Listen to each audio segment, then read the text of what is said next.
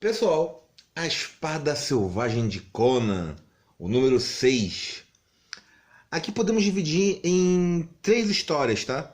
Nós temos o Demônio de Ferro, que foi traduzido muito literalmente como o Diabo no Ferro. Fica estranho, né? Dessa coisa fica estranho na nossa língua. O Diabo no Ferro. Caraca!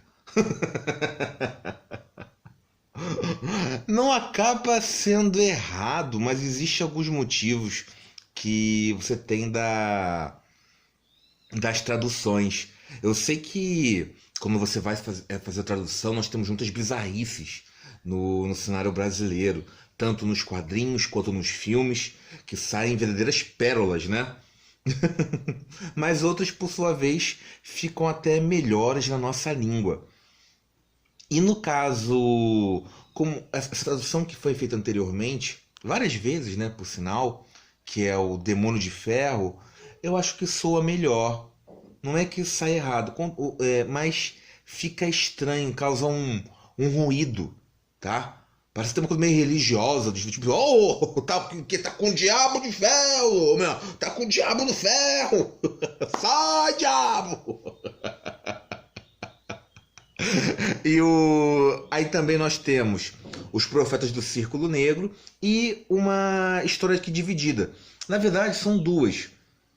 O que está acontecendo? Como elas são muito longas nos volumes, então sempre tem um continua. No 6 aparece um continua para o volume 7, no 7 para o volume 8.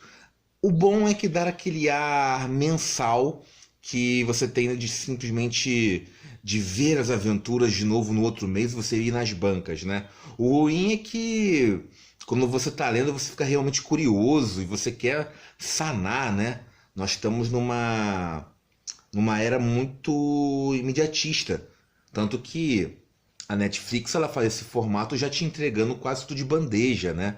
Não separar, não de esperar semanalmente, tá? Até os filmes, então, tá muito mais rápido a questão da adaptação. E como você faz esses quadrinhos com ritmo mensal, de ficar, eu recomendaria esperar o outro volume e só ler completo, tá? Eu vou fazer a resenha de todas as histórias aqui, inclusive que aparece no volume 7, que é o do finalzinho, mas eu esperaria, tá? Pelo menos é o que eu faria. No caso, eu comprei os volumes juntos, então eu não tive esse trauma, né? Mas não é nem trauma, mas aquele engasgo. Mas eu faria isso.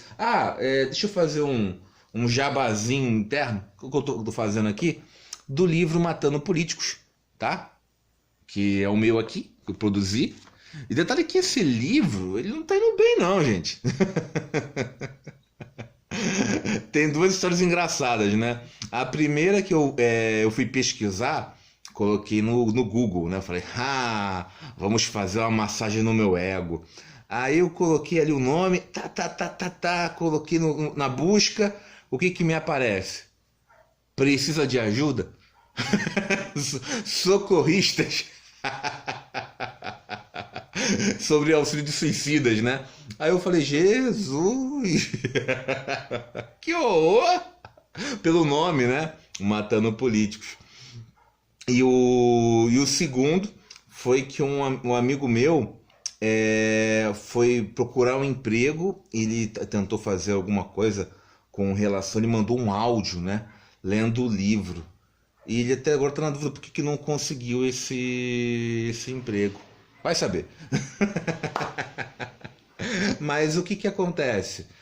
Sobre o livro em si, ele busca apontar justamente alguns fatores. Nós estamos nos tornando um povo muito, muito feio, tá? Essa polaridade que nós estamos tendo da questão, tanto os que defendem os termos da questão da direita quanto da esquerda, está tendo esse acesso em comum. Independente da questão dos seus próprios ideais, mas nós estamos nos comportando com uma má educação demais. Somos muito agressivos. E é claro que nós estamos sendo, até certo ponto, manipulados para isso. tá? Existe toda uma força, então o livro ele busca discutir. Por exemplo, ele já coloca um nome polêmico no título, justamente para tentar pegar o leitor, mas quando você vai ver mais à frente não é muito isso, tem um oposto. Ou seja, nós não estamos lendo. E aqueles que leem não estão interpretando puramente, tá? Isso, nós estamos voltados para a ignorância, infelizmente, tá? Já somos um país não tão assim... Apesar de culturalmente vastos, nós não somos tão educados quanto nós poderíamos ser, tá? Nós não temos a nossa cultura elevada, nós não performamos isso. Isso tem a ver com a questão do país ser subdesenvolvido e todo o seu histórico. Ou seja, nós estamos assim porque é de interesse que sejamos assim. Só que estamos nos esforçando demais para encaixar no nosso papel. Não estamos fazendo muita coisa para nos libertar dessas algemas históricas, tá bom? Agora vamos, esquece isso aí, vamos falar de Conan. Já fiz o jabá. Sempre eles buscam fazer aqui uma capa do Boris, entendeu? Do Boris Vallejo. Os extras, tá? E o Boris Vallejo é um cara que o Robert Howard os dois já são falecidos, né? Mas ele deveria agradecer. Do tipo... E assim como o próprio Boris Vallejo deveria agradecer o Robert Howard, eles deviam se cumprimentar e ambos dizerem obrigado, tá? Porque o Conan, ele foi reimaginado pelos desenhos do Boris Vallejo. Também temos um grande cara aqui, que é o John Buscema, que ele também acaba sendo o expoente máximo da Marvel.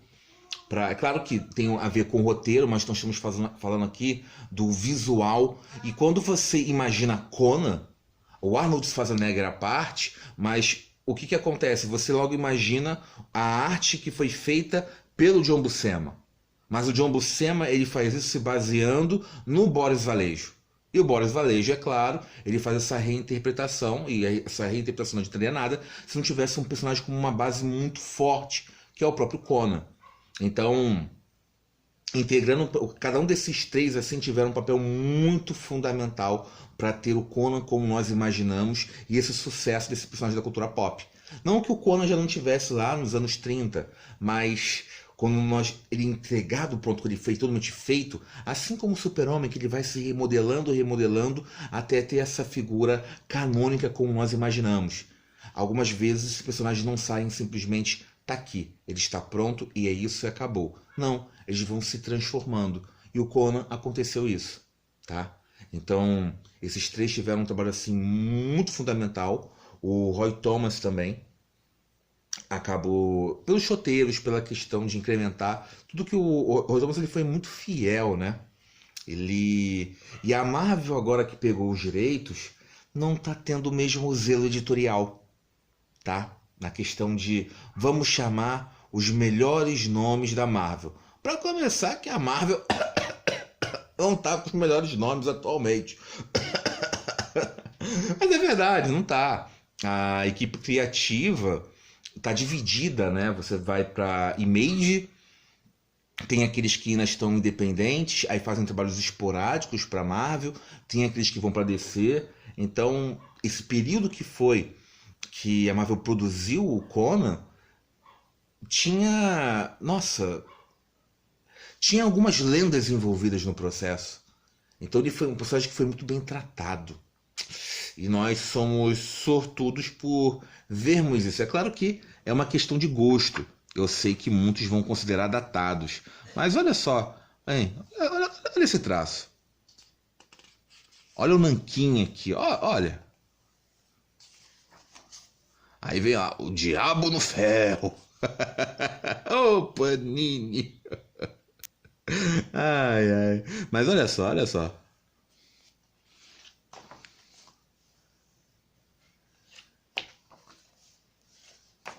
É linda a arte do John Buscema, né? E aqui nós temos um conto fechado.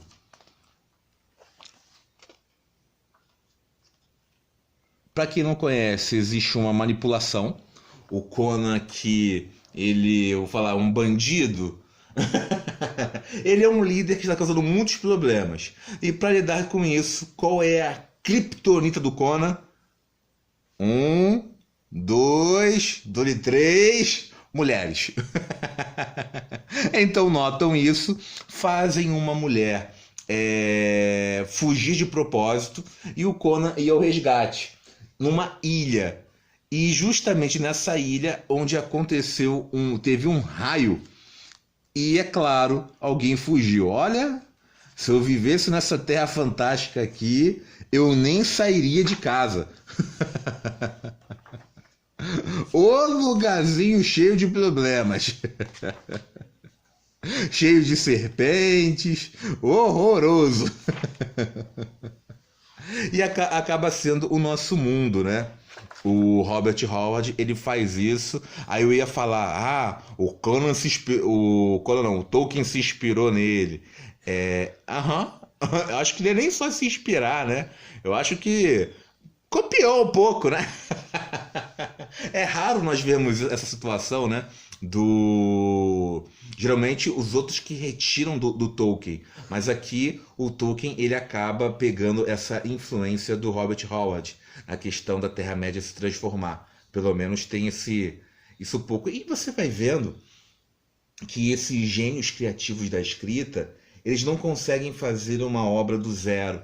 Eles sempre acabam pegando, né? Você nada cria, você acaba se transformando. Não é exatamente assim, tá? Essa frase. Mas o que acontece? Eles dão a sua contribuição criativa, mas é claro que eles retiram do nicho cultural que nós estamos, tá? Então eles fazem algo realmente novo, mas você vê que são influenciados. O Robert Howard ele foi influenciado por outros autores, tá? Na questão em termos de fantasia. Ele até mesmo tinha um fã amigo que acabou sendo Lovecraft. Os dois andaram se comunicando, né?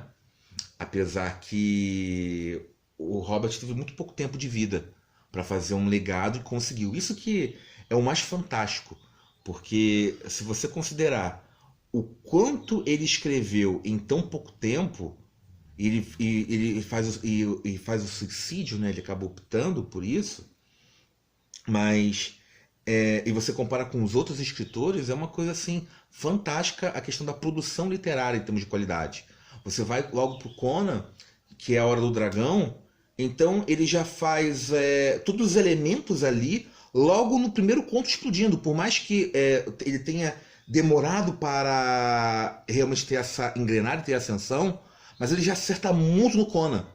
Tanto que eu posso dizer que ele começa como o melhor conto.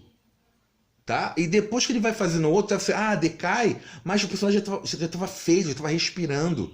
E isso não é qualquer um que faz, tá? É longe disso. Claro que tem alguns defeitos, né? Por exemplo, as mulheres no mundo daqui acabam sendo muito suscetíveis, tá? Aí você tem que, é claro, fazer aí uma contextualização, porque a época do escritor também acaba afetando. Eu já fiz essa reclamação antes, mas você realmente, quando você julga esta obra com uma ótica temporal, e principalmente a época que nós estamos imersos, você vê que ela tem esses defeitos. Por mais que esteja narrando, mas você vê a mulher muito não pensante, muito não ativa. Poderia ter outras soluções. Os pontos como tem forte é a sexualidade, beleza. Aí você vai comparar com outras obras lá dos anos 1800, que também acabam tendo seus defeitos, e algumas que foram, como eu posso dizer, muito vanguardistas, que não concordaram com isso e colocaram o papel da mulher de forma sutil, mas você via que havia uma rebelião dali e uma questão de demonstrar mais como é que as coisas funcionam no mundo apesar dos preconceitos. Você podia não ter uma educação, permissão para ler, mas havia uma influência forte da opinião da mulher frente à família. Tá? Existia também uma liberdade. É só você comparar, por exemplo, senhora no José de Alencar, tá? Ou vamos datar um outro exemplo da Julieta, lá em Romeu e Julieta de Shakespeare. Você vê a Julieta, uma mulher muito... Ela com 14 aninhos, mas já ativa, já toda revolucionária, não aceitando temos os preceitos. E lá nós estamos lá em 1500. Então, na hora de retratar um pouco as mulheres, esse não é o forte realmente do Robert Howard. Até porque ele não conseguiu ter esta intimidade. Mas no ramo fantástico, realmente a fantasia dele ali é maravilhosa. Então é muito... Não é... Acaba não sendo injusto na questão de julgar. Mas você vê que tem falha, mas quando você olha pelo todo, é um grande autor. Tá? Mas não é perfeito, assim como raramente são. Mas isso é tua arte do John Buscema. Nossa, babei o ovo aqui, hein? Mas olha só, o nanquim sendo gasto. Olha só essa arte. Tá? Aí o que acontece? O Conan, ele vai lá atrás da mulher. Isso aqui é antes, tá? E ele acaba se envolvendo com outro gigante, inclusive um que se parece muito com ele. Ele tem que lidar com uma cópia e ele vai resolvendo as coisas na espada. Eu quero mostrar o monstro gigantão aqui, ó. O cara raivoso, do tipo, eu vou comer o teu bumbum. É por isso que o Conan lutou igual um condenado. Não, o meu não. Mas tudo acaba resolvendo bem, né? Aí aqui nós temos os Profetas do Círculo Negro, que é uma história que ela vai ter a continuidade, como eu disse antes, lá no outro volume. A minha reclamação é que a arte está assim, olha, linda, magistral, como deve ser, olha só isso. E depois ela fica assim, ó. Parece que um foi feito nanquim, o outro sei lá, carvão.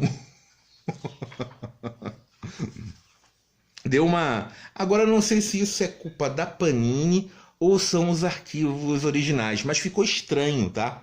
Então, se a palavra teve estranha já, não sei se dava para dar um melhoramento nessa parte, mas ficou... Depois volta ao normal em outro volume. Mas o que eu gosto desse conto é que como as coisas elas vão mudando, né?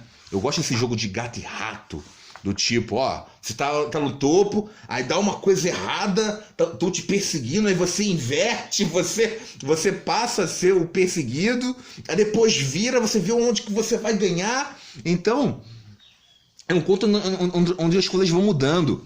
O Conan, ele tem 7, olha só, já começa que existe a Devi, tá bom? E ela tem que... o irmão dela está sendo encantado, ou melhor, enfeitiçado a longa distância. E ela acaba o matando com as próprias mãos porque ele pede. Ela se vê numa situação desesperadora e existem 7 bandidos lá, mas que são líderes dos seus respectivos clãs, que ela, não sacrifica não. Eu já quero utilizar para negociar com o bárbaro. Que ela quer utilizar como barganha para que mate. E esse bárbaro líder acaba sendo o Conan. Aí o Conan já tem que salvar esses 7 porque eu quero liderar os outros aqui. Eles estão simplesmente... se eu não conseguir salvá-los e resgatá-los, eu não vou conseguir manter a minha liderança frente a esse bando. E afinal o Conan é estrangeiro, né? Aí quando ele chega lá... Aqui ela matando o irmão. E isso é força, tá? Das mulheres. Até aí tá bem. Então nós vemos uma mulher que ela consegue matar com o próprio irmão, é uma reinante, é uma deusa, mas depois existem vários momentos de oscilação e fraqueza. Ou seja, o Robert, ele não fez uma psique que os melhores assim escritores fazem, do ponto de você entrar e pensar como uma mulher e como um ser humano agiria. Ele não teve esse grau de sensibilidade. Sei que é complicado, né? Falar, ei, como assim o homem vai entender um pouco a mulher? Vai dizer perfeitamente? Alguns conseguem. Realmente você consegue ter esse grau assim de empatia em termos da escrita. Só que ele não conseguiu. Ele narra aqui um pouco por fora, mas em compensação o Conan ele é 100%, tá? E outros personagens também, porque talvez essa não seja nem tanta preocupação dele. E eu volto pra arte, ó. Aí o Conan vai lá, invade, ele vai negociar com o prefeito, já com a faca em punho. Ó, você vai me devolver, o que você quer? Ele vai sozinho. Aí ele vê alguém para sequestrar, que é a própria David. Opa! Então ele já muda um pouco. O que ele vai para negociar para intimidade, já vai para sequestrar e já força o jogo. Agora que você queria que eu matasse alguém, ela nem chega a fazer proposta. Não. Agora, para eu te libertar, eu quero que você liberte os outros 7. Aí daqui já envolve uma outra manipulação. A camareira tem um outro feiticeiro, que esse feiticeiro obedece aos outros. Então é um jogo assim maravilhoso na questão de mudanças de narrativas. Cada um grupo tentando seu interesse. Aí esse aqui é muito forte na feitiçaria. Chega um ponto lá que o Conan ele passa fugindo com os cavalos, com o cavalo, desculpa, e ele atropela. Passa pro cavalo em cima. Isso é muito legal, gente. É muito legal. Aí esse conto, ele termina aqui, ó. Esse que é o volume 7, que eu vou colocar no próximo vídeo, tá? E nós também temos uma outra história que é sobre a origem, entendeu? Mais narrando sobre o mundo. E também tem a sua continuação. A arte, se eu não me engano, é do Gil Kane. Entendeu? Do Gil Kane mesmo? Não, é do Walt Simonson. Que não é muito boa, não, tá? Eu sei que o sujeito é danado, entendeu? É bom, mas pra cá é que eu fui mal acostumado. Eu quero o Neil Adams, eu quero o John Buscema. Não é que seja ruim, mas apenas você tá diferente, tá? E o mapa aqui é muito legal da Era Boreana. Olha. Dá pra se guiar. A Panini podia ter feito um pôster, né? Os extras são os mesmos lá de fora, só que traduzidos. E as capas também que mostram em termos do volume. E sempre a escolha das capas é perfeitas, porque daqui temos para mulher e do outro atrás. E mostrando a do próximo volume. Gente, então tá feito aqui a resenha do volume 6. Eu fico por aqui e até mais. Fui! E obrigado!